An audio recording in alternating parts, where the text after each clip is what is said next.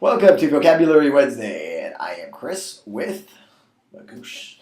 Today's theme isn't very different from last week's. It's basically articles of the month words. The article had so many words that it begat or gave birth to, so to speak, two Vocab Wednesday videos. So this is part 2. So let's start with an impasse.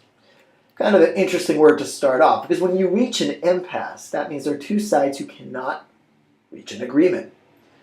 And you see this in politics, when there are two countries that are warring and they try to negotiate and neither side wants to budge. They've reached an impasse, and now maybe there's a little light bulb going on in your head and you're thinking, oh, like Ukraine and Russia, or like Russia and the United States over Ukraine currently. There's kind of an impasse what the two mega nations should do regarding the Ukraine. Next, I guess in a way, Ukraine and the Russia have kind of probably butting heads and have also reached their own impasse. But anyway, malleable. Malleable. What does it mean to be malleable? Well, if something can be molded like clay, it is malleable. Now, the GRE wouldn't come up with a word that was just focused on clay. So we have a more figurative sense of anyone who is easily influenced is malleable. For instance, when we're kids or even when we're sort of college age, we're still malleable, easily open to outside influences. But the older we get, the less malleable we become, and we become more fixed in our ways. Next on the list, we have canny. Interesting word, reminds you of a can, garbage can. Is it the opposite of uncanny?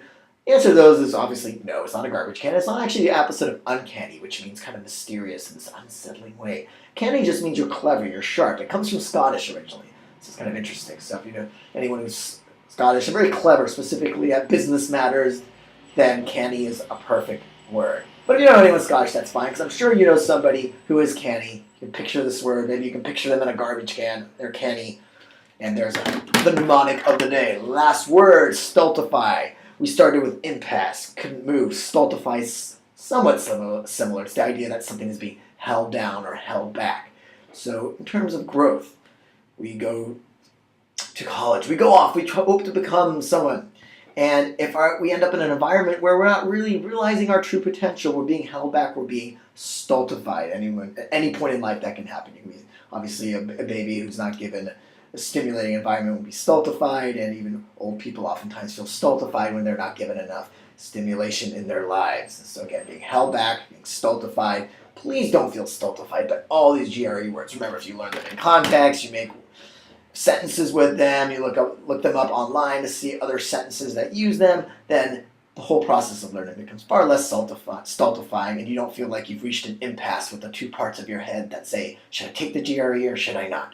You will say yes, because you will master vocab, and I will see you next week.